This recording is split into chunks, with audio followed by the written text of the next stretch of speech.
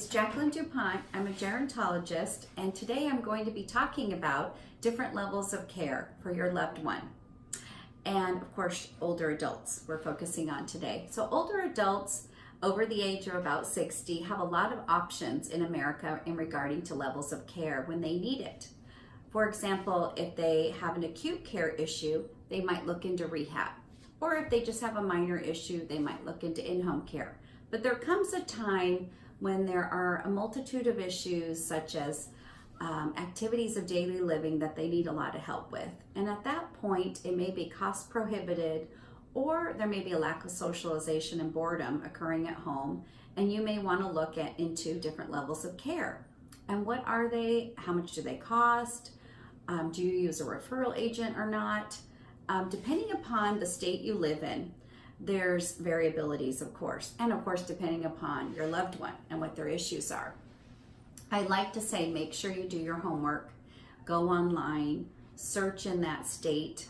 You don't need to always use a referral agency. You can, there are many good ones, and they are helpful in crisis. However, if you're doing your homework ahead of time, you can do a lot of it on your own. And in California, for example, if you wanted to move your loved one who's not sleeping at night and wants more socialization, they're at home, they're very bored with their caregiver, you may look at just a smaller facility that's less overwhelming, less overstimulating. And smaller facilities really have just a niche. They cost in California between $4,000 a month and I'd say $7,000, depending upon how much care is being offered. Is there a nurse on staff? Do they have awake night staff, or do they have live-in caregivers only? So depending upon the level of care and whether you're in a private room or a shared room, private bath, shared bath, those are all variables, but they range between $4,000. When you go under $4,000, there isn't that much available, unfortunately. There is a Medicaid waiver program that you could go into if your loved one has Medicaid. However, there's very few beds for that. So it is costly, but again, there's less falls in smaller facilities, there's more monitoring, less activities, but more monitoring care-wise. And I think the food's nice just in the sheer fact that they're homemade meals and it's a nice warm feeling. But if your loved one wants more of a village, more of a cruise ship feel, they're bored and they want art and music and bingo. I mean, there are some small facilities that'll offer a little bit of that, but to have a big environment where they really meet new friends and have a really wonderful dining experience, they probably would want a larger facility, whether they're memory care or not. So the different levels within this larger facility arena are independent living, which is someone really, really independent, and they might want just congregate meals and activities and transportation.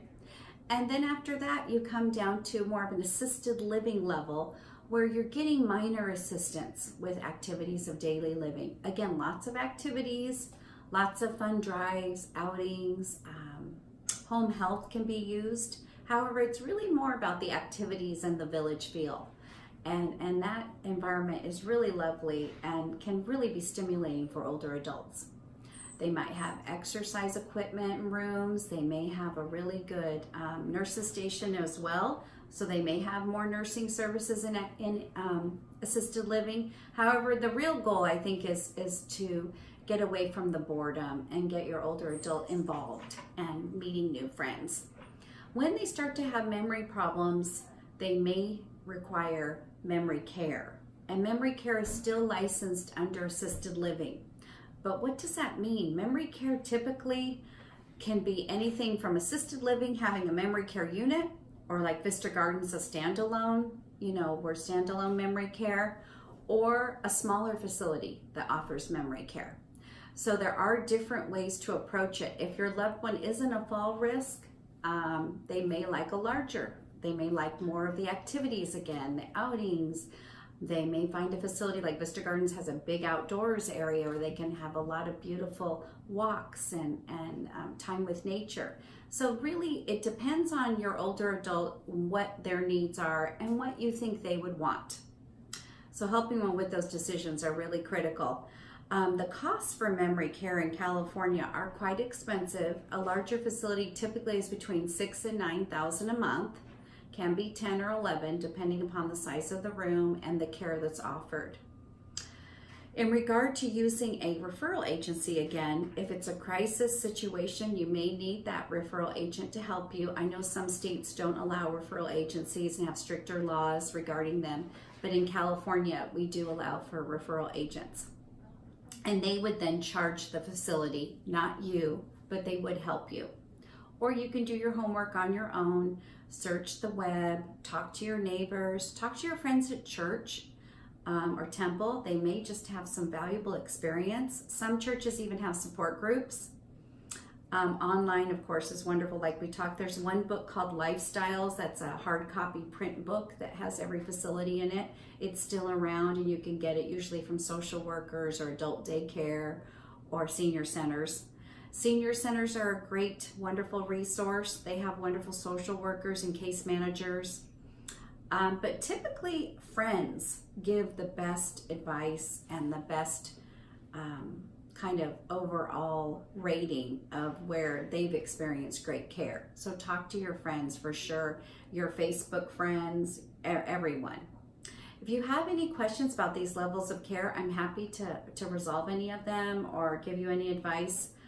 Just feel free to email me at jdupont@vistagardensmc.com.